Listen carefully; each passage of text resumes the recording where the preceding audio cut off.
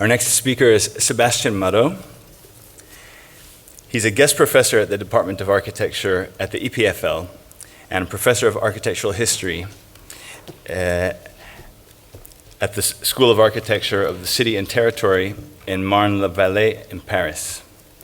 A philosopher by training, he holds a PhD in history. And from 1995 to 2002, he was the founder and chief editor of La Visiteur, the French Journal of Architectural and Landscape Criticism. Having taught as a visiting professor in several schools of architecture and landscape architecture in Europe and the United States, including AA in London, Harvard GSD, UPenn, Cornell, Berlage Institute in Rotterdam and elsewhere, he has published and lectured widely on landscape theory and criticism.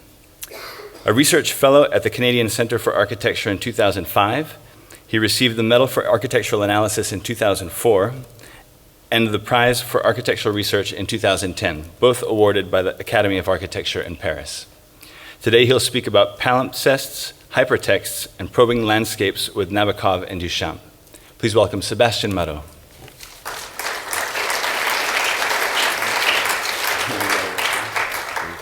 So how does it work? Just there? The tab through, yes. Okay, okay. So I hope you will think that what I'm going to talk about relates to the subject of the narrative in landscape. At least I thought I couldn't do better maybe to try to share with you concerning this issue my interest for those two guys who have not much in common except chess. They were both of them great chess players, or for Nabokov, chess problem writer.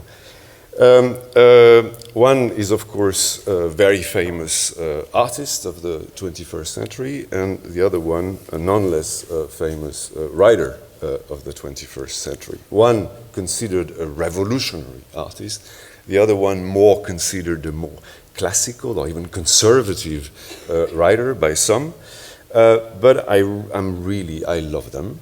And I'd like just to speak a little about the way they look at landscape and through which kind of window they look at landscape, in my view. Duchamp, of course, is not known for having had a great interest for landscape painting. As far as I know, only 3 works by him, except the very early ones, can be referred to as landscapes. One is an aided ready-made. He bought that painting, rather bad painting, and just added a few dots of color, as if they were the bottles of medicine on the shelf of a pharmacy, and called it Pharmacy. Okay. Now the second one, which he titled landscape, is called faulty or wayward landscape. And it was discovered after his death that it had been actually made with sperm. Then there is a last one called Moonlight in Basswood, which was made with talcum powder and chocolate. So as far as I know, it's the only 3 landscapes by Duchamp. As for Nabokov, of course, he spent a lot of time in the countryside, in nature, as a lepidopterist, chasing butterfly here in the area of Cornell. And I'd like to read a kind of extensive quote from a course he gave on the Metamorphosis by Kafka at Cornell, where the question he tries to answer is, what is reality? And this is what he writes. Let us take 3 types of men walking through the same landscape. Number 1 is a city man on a well-deserved vacation. Number 2 is a professional botanist. Number 3 is a local farmer. Number 1, the city man, is what is called a realistic, commonsensical, matter-of-fact type. He sees trees as trees, and knows from his map that the road he's following is a nice new road leading to Newton, where there is a nice eating place recommended to him by a friend in his office.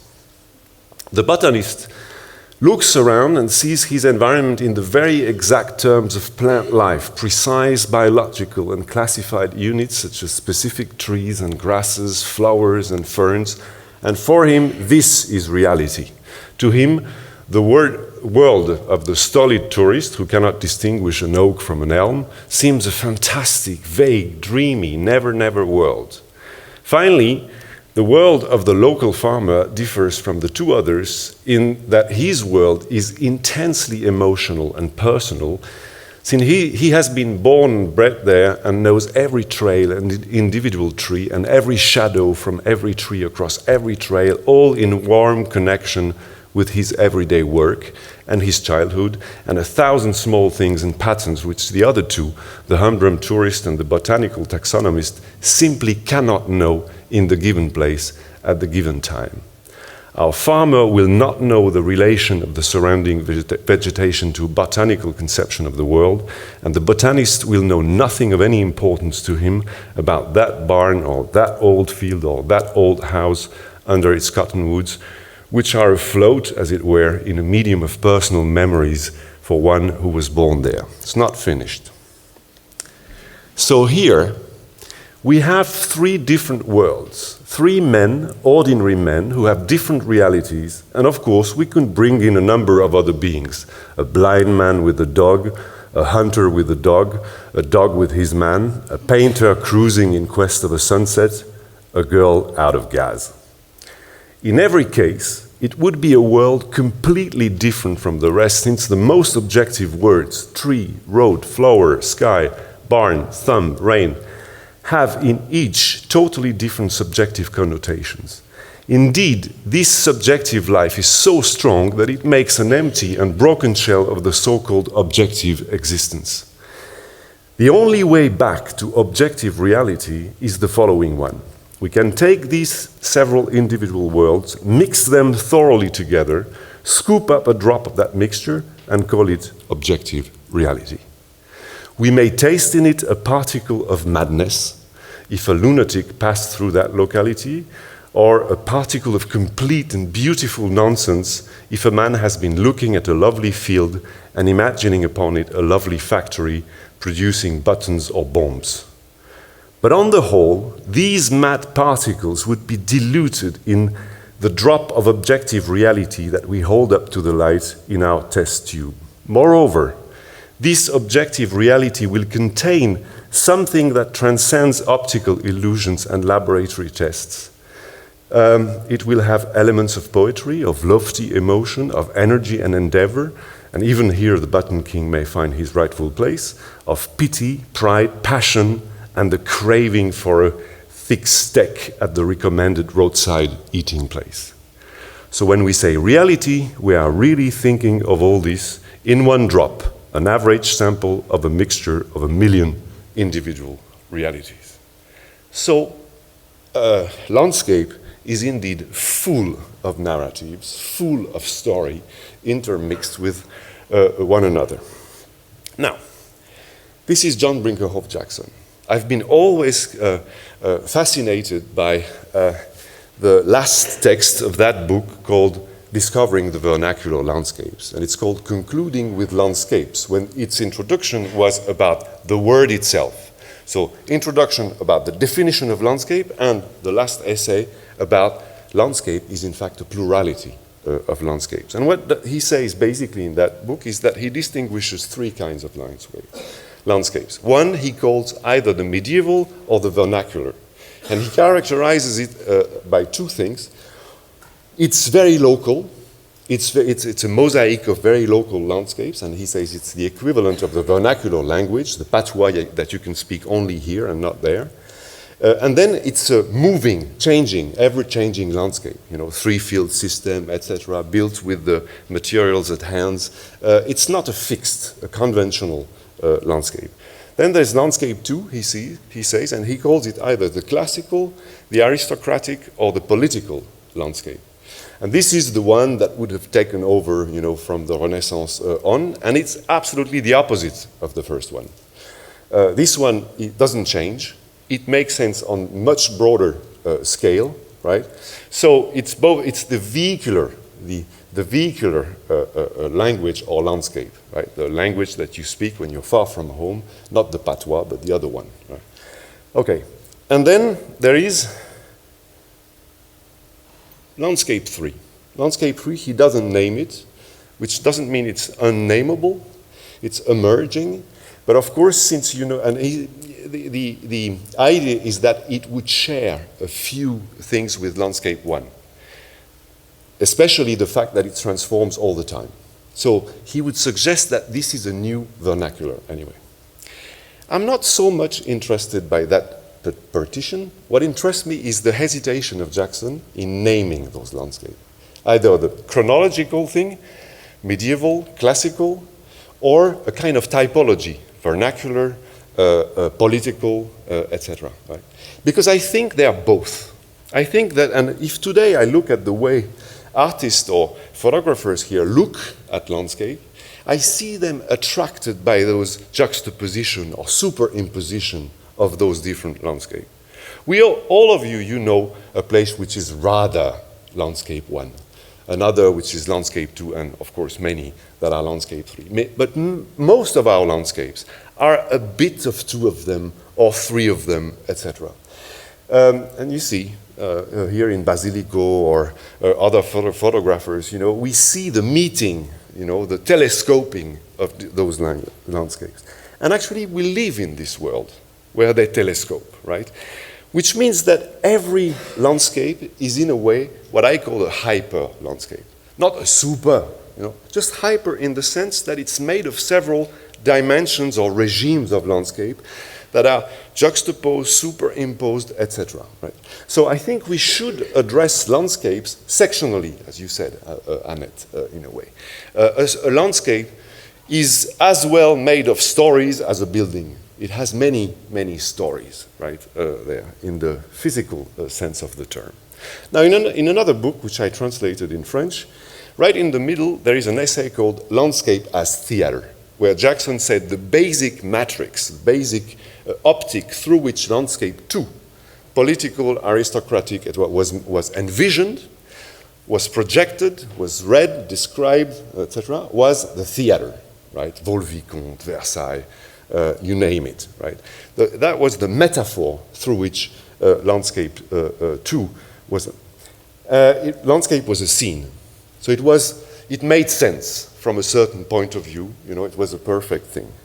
But Jackson said that this is, for instance, you know, the 3 nature we've been talking so much. You know, the third nature in the foreground, the agriculture, second nature in the midground, and first nature in the background.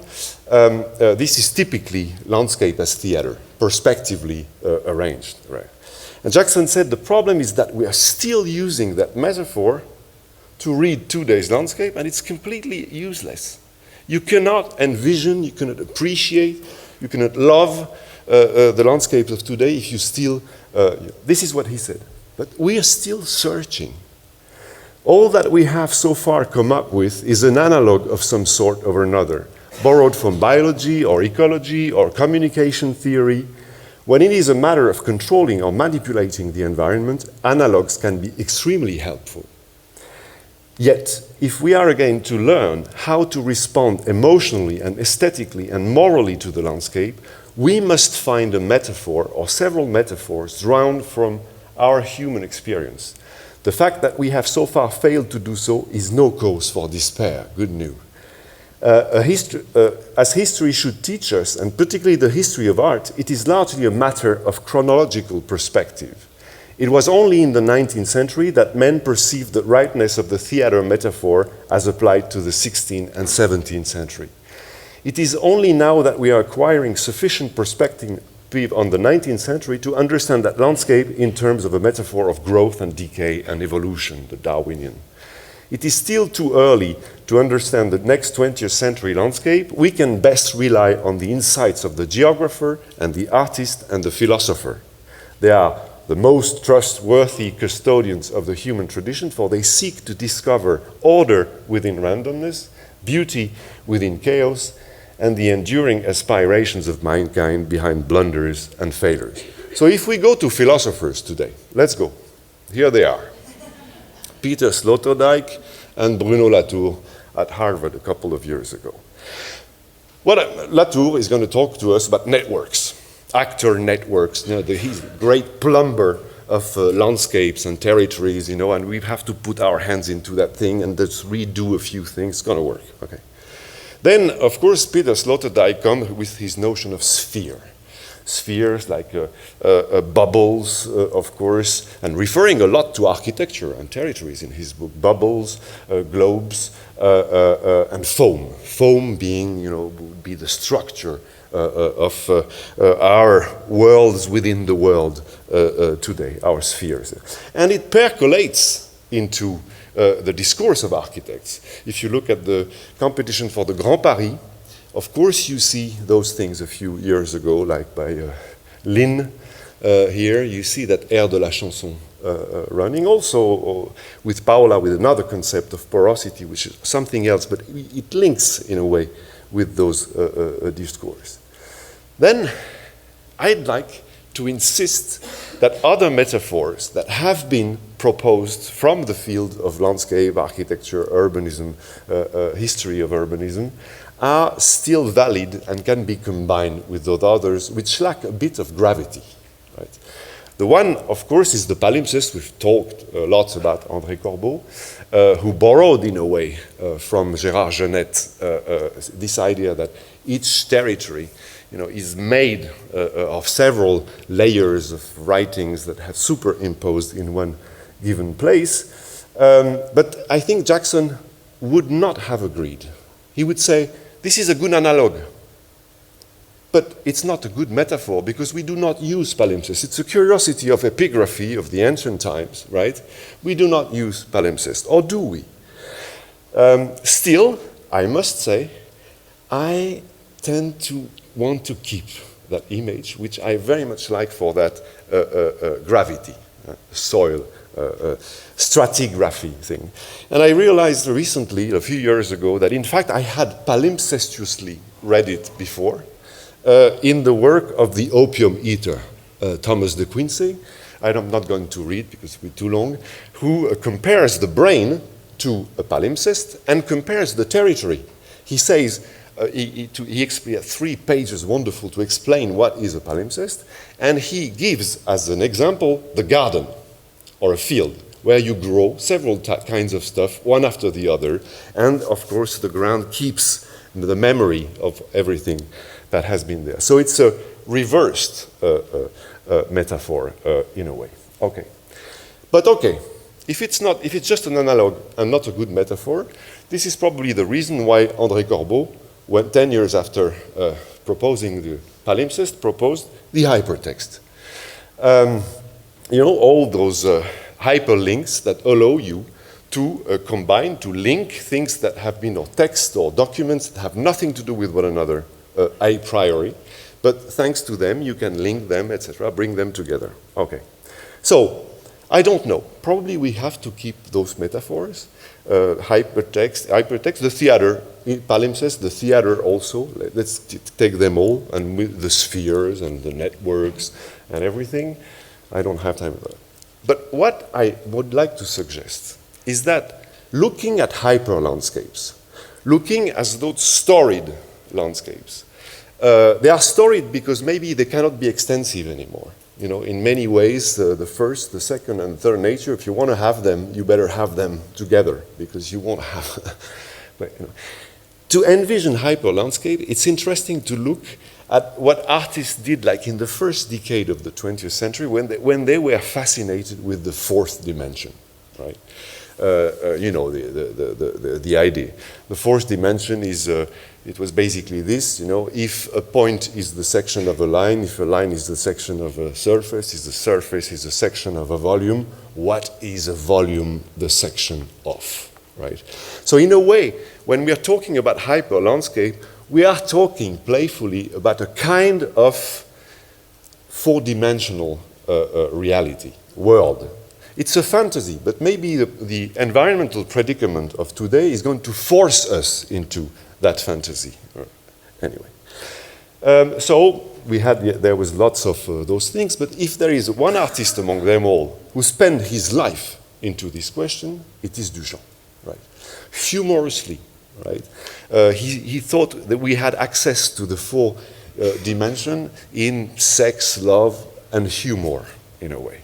But he spent literally his life into this. So bringing time within the picture, not only time, but process, right? Like in this coffee grinding machine, like the conflation of two worlds, two guys playing chess together, the mutation from the virgin to the bride here, and all that comes together beautifully in the large glass that relates the domain of the bachelors, rendered in 3D perspective total, and the domain of the bride where she blossoms, into her four-dimensional world. And so it's a kind of pataphysical reflection on sex, mating, etc. But it's also a reflection on the relation between our 3D world, in a way, and this four-dimensional reality, which we better invent if we still want to live very long. And I like to compare those two images, right? Here you have the domain of the bachelor separated from the domain of the bride by the bride's mantle, that bar, between the two. And here you have our engraving, where that bar translates as a kind of tennis net separating, right? It's a aha, probably, separating the garden from the two other nature that it kind of emblematically represents. What Duchamp does, in a way, in his large glass, is to propose a window that would superimpose those landscapes instead of delivering them in a perspectival world. And actually, if you don't believe me, he did it himself, proposing in the 50s this drawing where he actually draws a landscape of embedded hills behind the glass, as if the glass was a window, vertical, that would help you relate to that new kind of landscape. I'm not the only one to say that. Lars Lerup used the large glass to look at Houston and the atmospheric stories and the zoohemic, etc. This landscape would translate also in his last, this window would translate in his last work, Étant donné, where all the machines and the machinery and the enigma of the glass is kind of down again, right? As if you were a bachelor looking at the domain of the bride, and it becomes, of course, graphic when you look through in that peephole of the door, right? So I'm not going into that. I thought it was just funny to mention it here, because we have this cascade, it's a montage, and with the cascade, the waterfall there, and the model for the waterfall, you probably know, was one which is just close to here, the Forestay waterfall, and a book was recently published on this thing. Now, Nabokov also is a local guy. He ended his life in Montreux, wrote his last books there, where he also navigates into a four-dimensional world or landscape. Since Georges said we have to make a bit of poetry, have I 2 minutes? Can I read a bit of poetry from Pale Fire? Where, in a way, he explains that hypertextual structure of his novels. It's the first verses of Pale Fire. He's looking outside through a bay window at Cornell, in a way, and sees a bird that is going to crash on the window. I was the shadow of the waxwing slain by the false azure in the window pane. I was the smudge of ashen fluff, and I lived on, flew on in the reflected sky. And from the inside too, I duplicate myself, my reflection, my lamp, an apple on a plate. Uncurtaining the night, I'd let dark glass hang all the furniture above the grass. And how delightful when a fall of snow covered my glimpse of lawn and reached up so as to make chair and bed exactly stand upon that snow out in that crystal land. It's exactly what we are having in a way with the large glass that contains part of the landscape that it shows. Just another little. All at once, it dawned on me that this, no, we have to go this way. Can I? One day, when I just turned 11, as I lay prone on the floor and watched a clockwork toy, a tin wheelbarrow pushed by a tin boy, bypass chair legs and stray beneath the bed, there was a sudden sunburst in my head. And then black night. That blackness was sublime. I felt distributed through space and time. 1 foot upon a mountain top, 1 hand under the pebbles of a panting strand, 1 ear in Italy, 1 eye in Spain, in caves my blood and in the stars my brain. There were dull throbs in my Triassic, green optical spots in upper Pleistocene, an icy shiver down my age of stone, and all tomorrows in my funny bones, space-time total. Well, playing a game of worlds, promoting pounds to ivory unicorns and ebon phones. I think landscape architects today also have to play a game of worlds. And this is where I would like to finish. This is a very good definition given by Nabokov of his hypertextual art. I confess I do not believe in time.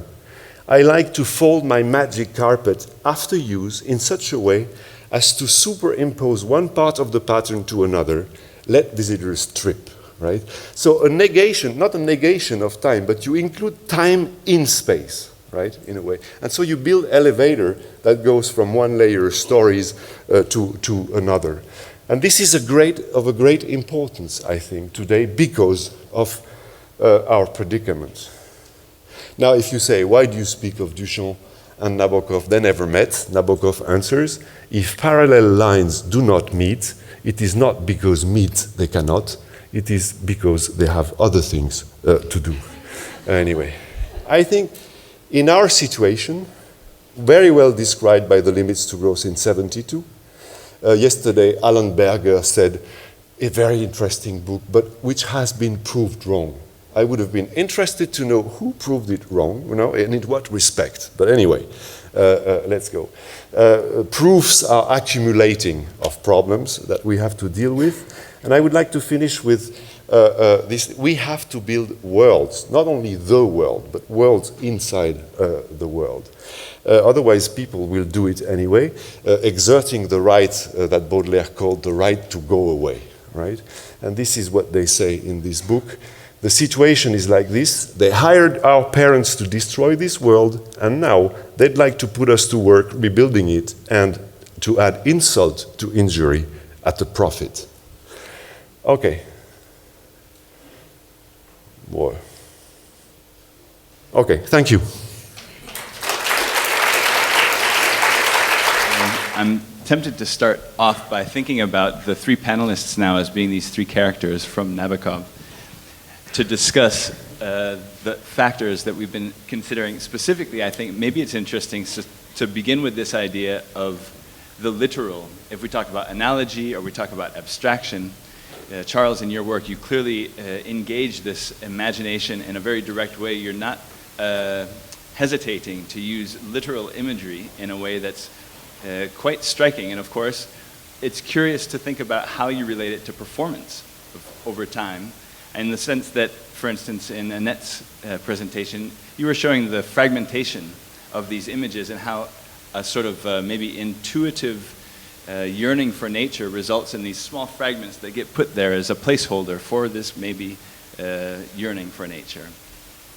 So I would be curious to think maybe that we start with, Annette, your comment about the campus here, to really bring it down to earth, because we've been exploring many different territories. I'd be very interested to hear the 3 reflections on the campus here in terms of what's possible with a continuity. Is it okay? I mean, you all felt that I was really angry. And I have really an anger of being invited here and not finding my way anywhere.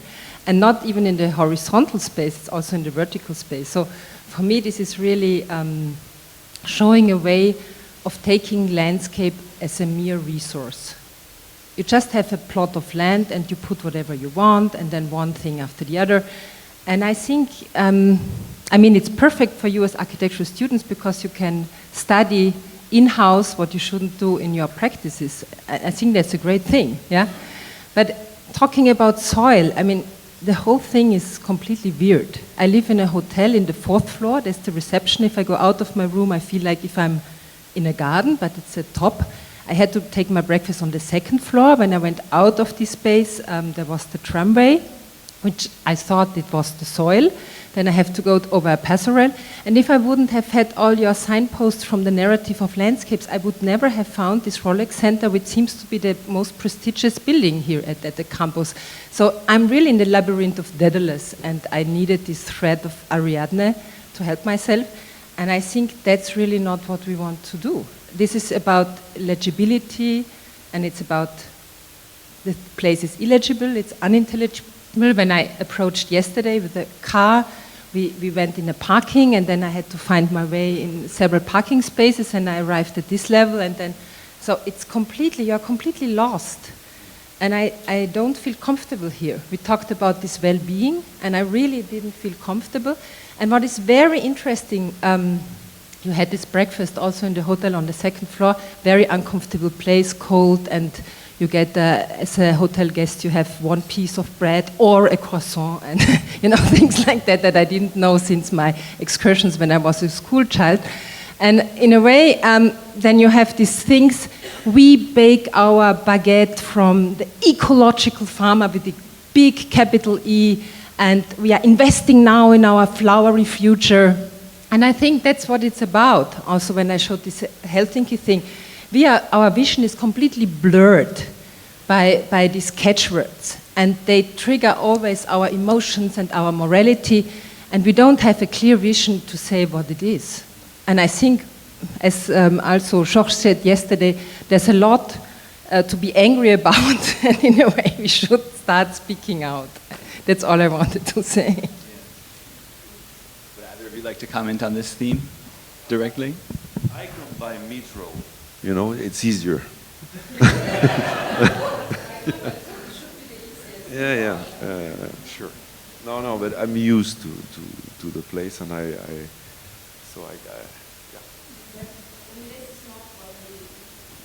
This is not what we should do as a practice with architecture and landscape architecture. It's about orientation, it's about identity, all these things, so that I think we don't have to invent something new. We should try to look in the history of what we did and let this history revive in a way, in an intelligent way. And it's also what I think you believe and what you are trying to do in the designs, to have memory and places of enactment. I don't know what I feel about this place because, as Cho and Lai said, you know, about the French Revolution, it's too early to tell. I just arrived. So I was last here with the Olympics in 1996. I had to speak at it and got very involved with Lausanne. So I've only known a sort of a chaotic idea of what the town we're in. I know really almost nothing except the taxi view of arrival and what I've read. The very anger you speak about and incredible delight in this place, in this Rolex watch. So I'm waiting to discover what I feel, maybe tomorrow. Very good. Well, it is interesting to consider from this question of orientation. I think the only reference that I found in the work of Kevin Lynch to Switzerland is specifically talking about a phenomenon of disorientation in the mountains in Switzerland. So maybe this has something to do with also this idea of, I mean, for instance, the literal forms of your projects, once again, they do clearly orient, and they have an inner continuity which allows specifically this orientation as a priority. I think it's quite an interesting point from the standpoint if you know the current projects in Sudan, for instance. One is called Rhino City, and it's literally a city laid out in the shape like a rhinoceros.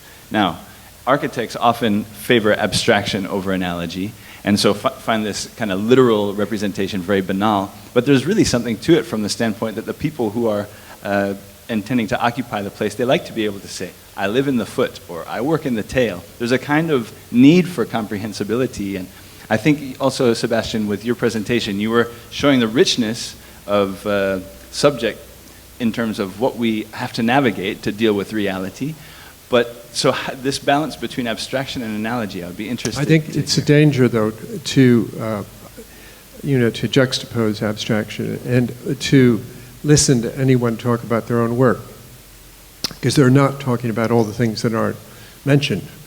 And so if you think there's a literal, I work with a lot of different layers, palimpsests, of people. And what I was saying about narrative, the bigger you have a bigger narrative, the more people you have to carry.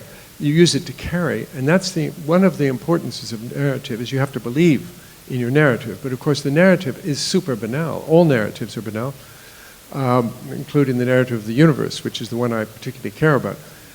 But there isn't, remember the attack on meta-narratives, the great postmodern attack of Lyotard and others, because all narratives are reductive, for one thing. And they're also to do with power. That's another thing. One of the things about landscape is that it's clearly and landscape urbanism, and the way architects in the 80s got interested in landscape, all of a sudden, Rem Koolhaas and then the Dutch, and there's a kind of a whole history of landscape urbanism, and then the reaction against that, which we've heard of today.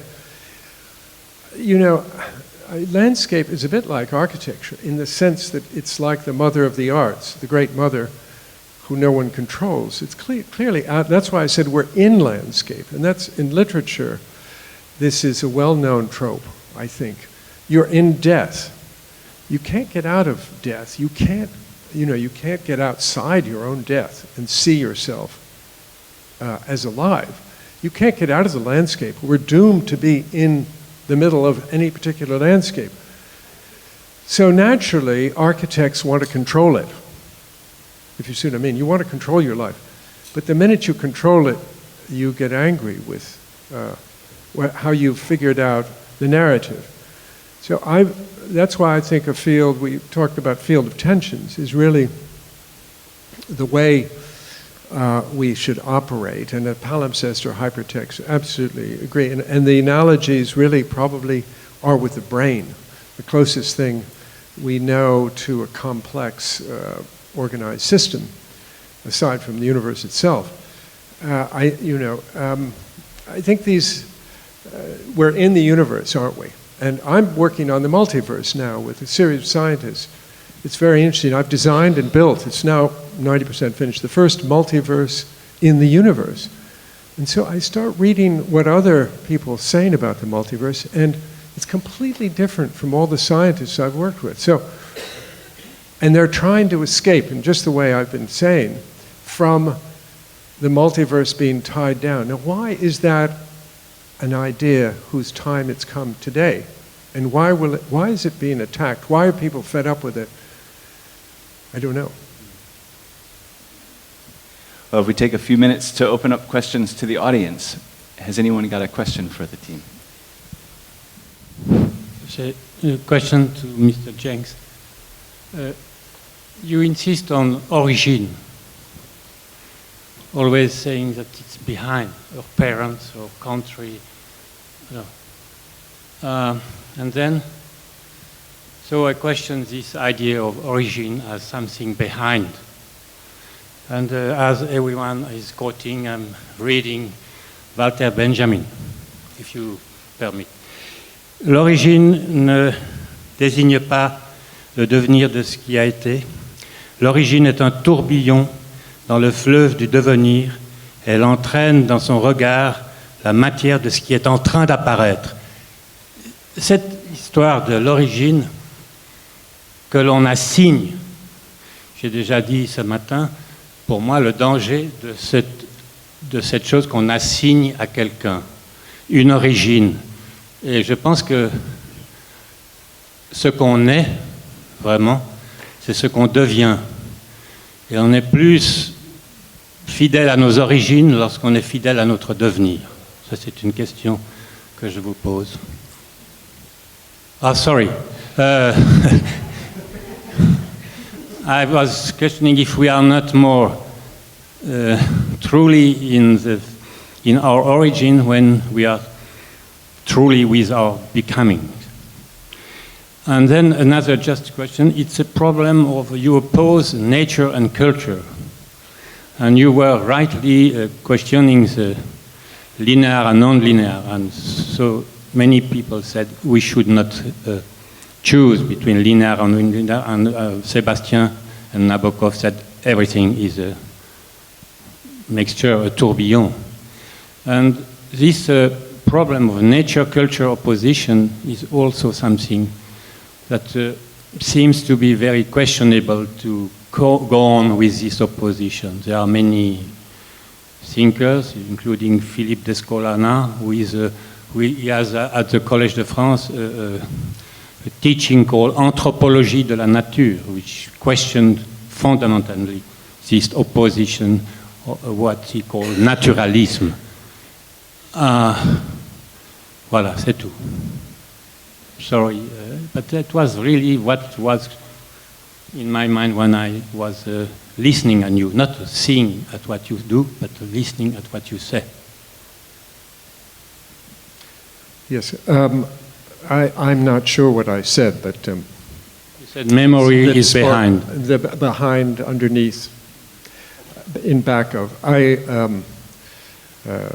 As T.S. Eliot wrote, I got to use words when I talk to you. Words carry associations and meanings. The word origin. What is the origin moment of the multiverse? Question to you. I've been talking about the multiverse, and the origin of 13.82 billion years ago is a constraint. A constraint is what landscape architects have to think about. I work with scientists, and you know, that is the origin of the universe. This universe we're in is 13.82 billion years ago. It used to be, when I started my own work on this in the 90s, you know, 15 to 20 billion years old, the universe. Then in 2003, it was 13.7 billion years old. Now, in April 2013, we know it is 13.82 billion years old. That's called progress in science. We're getting closer to the origin of our universe. Basta. But it comes from a multiverse. So, and there may be many universes. Is there an infinite amount? That's a question too.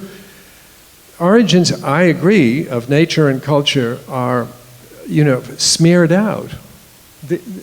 If you look at any of these deep binary divisions, nature and culture, or pre-origin, origin, they all become fuzzy, as in quantum physics. So I don't have an answer to the question. But I do think that landscape, at least maybe I only speak for myself, I don't speak for landscape architects, right? I feel really I must work with scientists and understand their language and understand what they're saying about the universe and nature and the laws of nature, which of course is a metaphor. And for instance, Martin Rees, Lord Rees, who I'm working with now on the multiverse project, has been writing about the multiverse, and he said there are no laws. What's appearing now, they're only bylaws. There are no laws of the universe. Probably what we're finding out is, if you really believe in multiverse theory, then the whole ensemble of universes doesn't have the laws of science, just completely crumble, because they're just our universe and they're bylaws. Do you know what a bylaw is? It's a law for a local, it's like 26 cantons all have their same law. I mean, all have different laws. So I'm saying he is saying maybe that's how the pluralism of the pluriverse looks like. And so as a landscape architect, I'm very interested in what these ideas are. And I take them as limits, and I take them as important representational, literal truths. They may be untrue. Nevertheless, they're what we think is the truth today. Well, points of reference. Clearly, this would be a discussion that I'd be curious to follow up on. I can consider that it'll keep going. Well, in consideration of the time, I think we move into the next panel. I don't know if there is no other questions. Yeah? Yeah? Okay. Sébastien, I'm sorry, but I don't want to take la parole, but if no one is using it, you know, this 1, 2, 3 nature as a boring, I understood the slight nervosity of using this.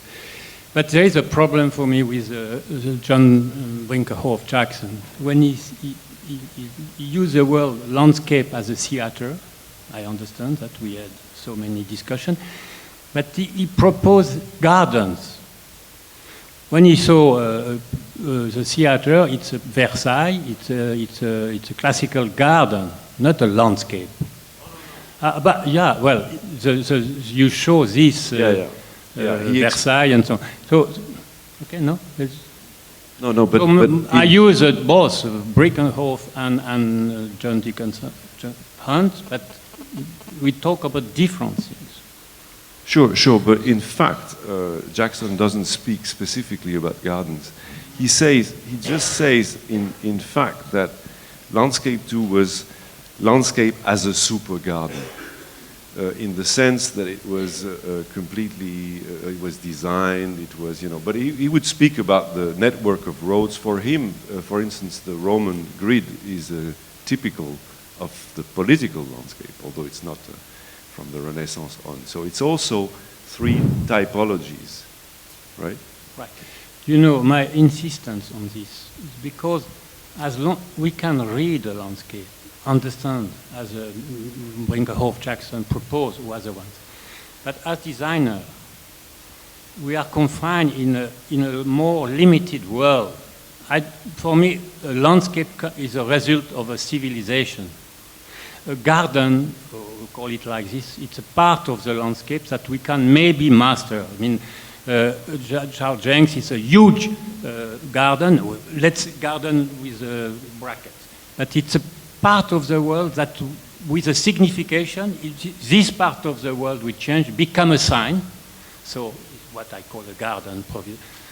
But it's not a landscape. The landscape, the real landscape of Scotland is what the others do, not Jencks. So the real landscape of Switzerland is not made by paysagists. They made roundabout and small things. So the landscape is really a mirror of our world. Sure, and I was actually not talking about landscape design today, but about landscape, the narrative of landscapes. We will admit that we are worried about it because it's our profession. Sure, but my hypothesis is that landscape design might have something to do with landscapes.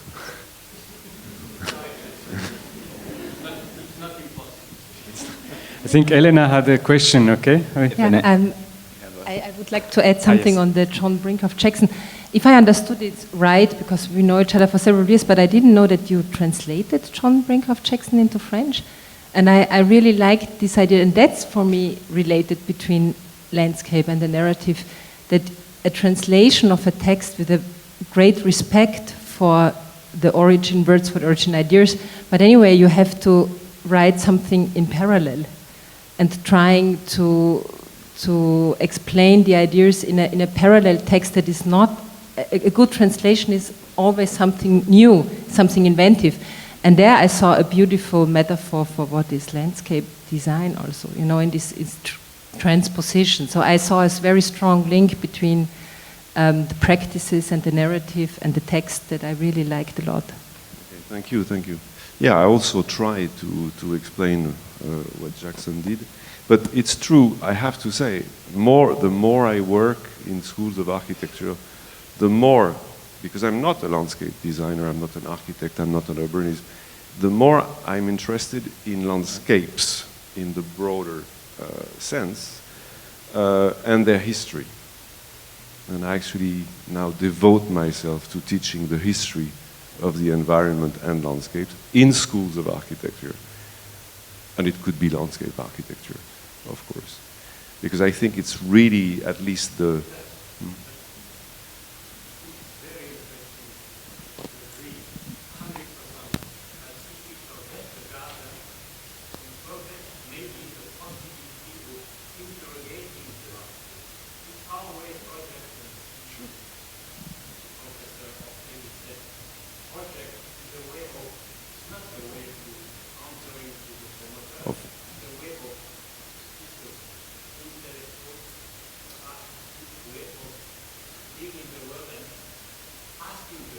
sure.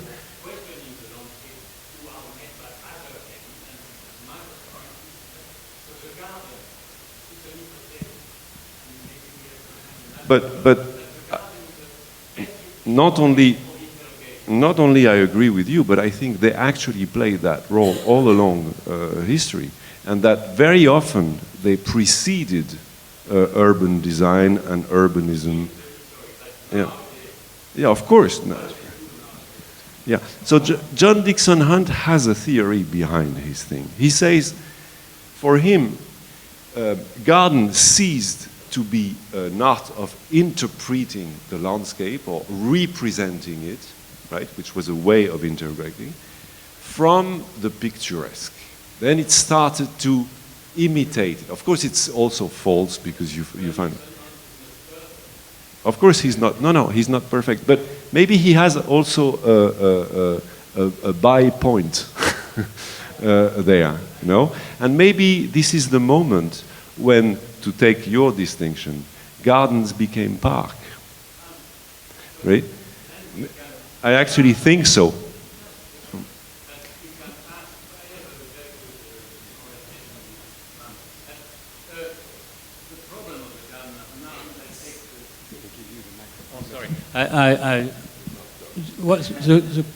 What are we doing in a garden? What is the question? For example, the literacy of Mr. Jencks' Scottish evocations, 40 million around the world. I mean, also I know many readable. It's very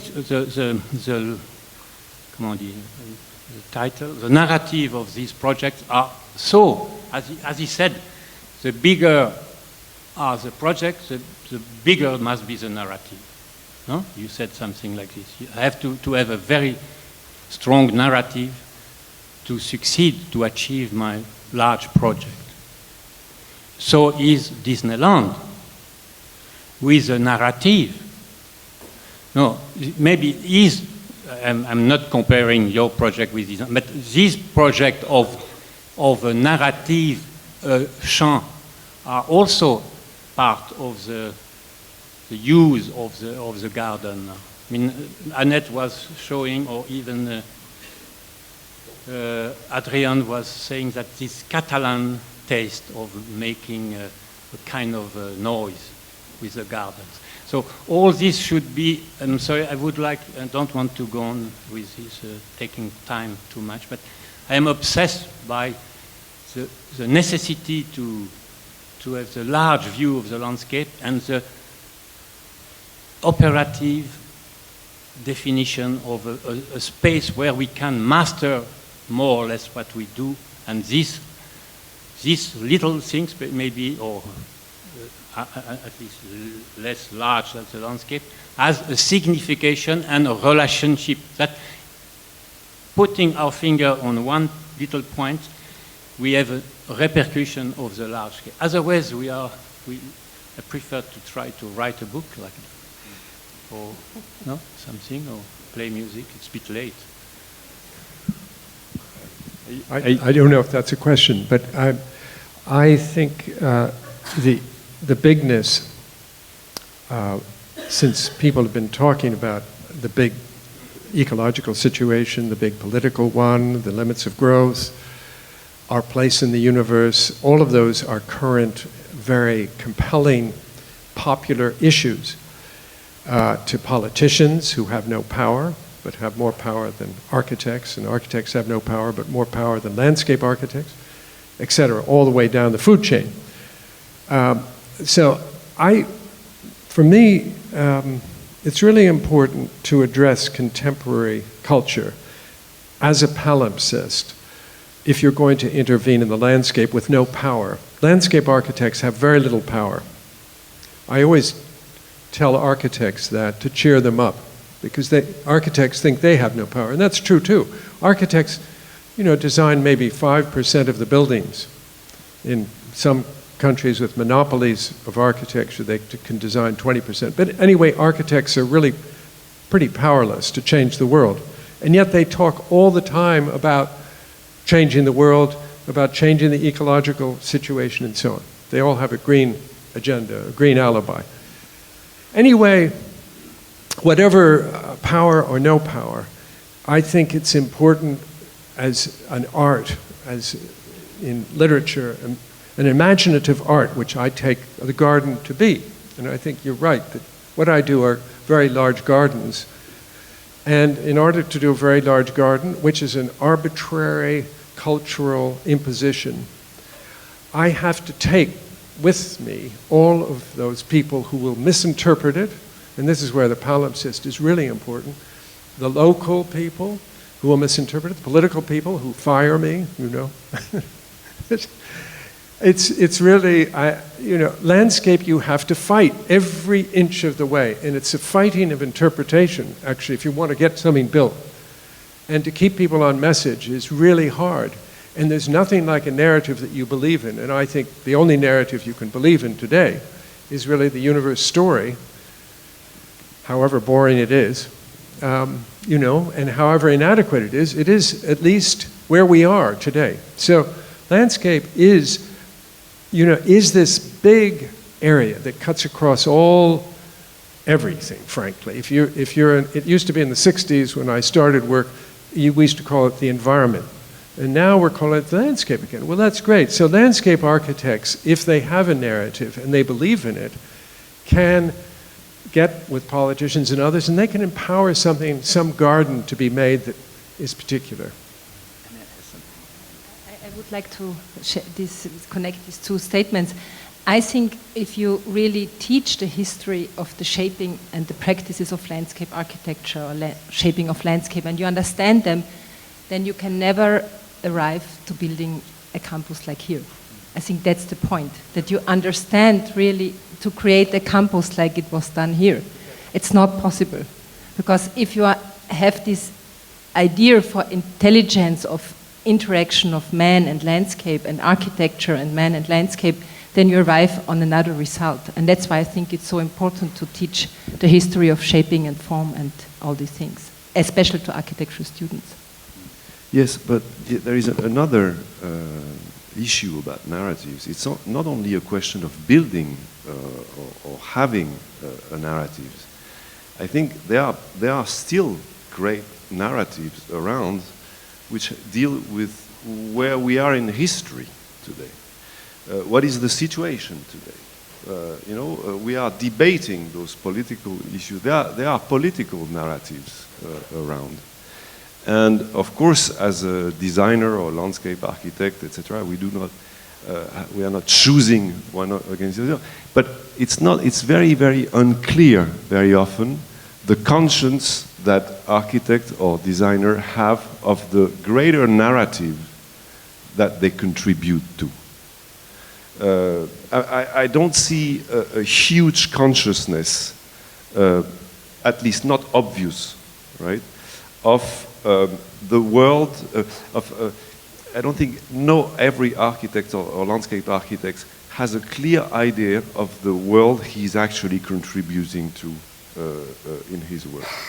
And I don't see this reflection popping up very clearly in the work of many, and even in the discourse of many. This is what I see today. Am I working in a world where I think that the globalization is more of the same? Am I working to another discourse, to worlds, or to local words? Am I choosing a bit between those two narratives? Am I combining them in a way that is convincing or plausible? I don't see much of that today, to be frank. And Matthew, Elena had a question, but she said you still want to ask your question? Very quickly. Yes, just a bit commentary, because maybe coming back to the discussion about readability or legibility, as you told Annette, the theme was also introduced today in the morning by Paola Viganò about her drawings. So there is problem sometimes in the readability of drawings, but also readability of space. And Matthew, you recall Kevin Lynch. Kevin Lynch was talking about the same things in terms of imagibility. Imagibility, I think it was a way for Lynch to be detached from the aesthetic topic of the beauty. I'm far from the beauty topic, but I can also speak about imagibility and refer to a special visual dimension. Readability and legibility is another step more far from the beauty, from the image.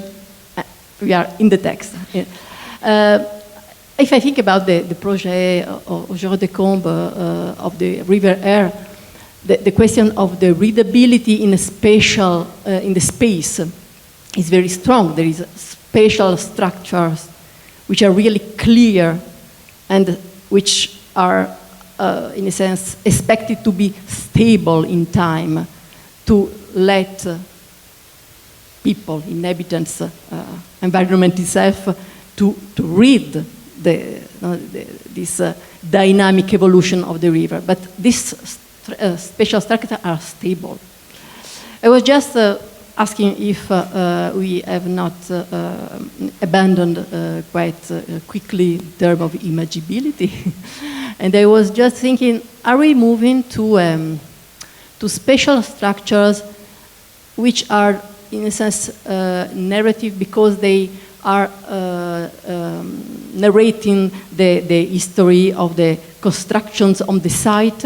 Are our forms just trying to elongate, prolongate this history? Do you remember that also in the modernist architectures, there is a way to avoid the aesthetic topic, thinking that the space of the city could be the space which reflects the construction site logic, you know, the construction site of moving materials, building, streets, building, in order to propose a spatial structures. Are we moving in sort of a new edition of this modernist, industrial, and so also very visionary architecture, asking in our project, in your projects, to reveal the history of the construction of the site?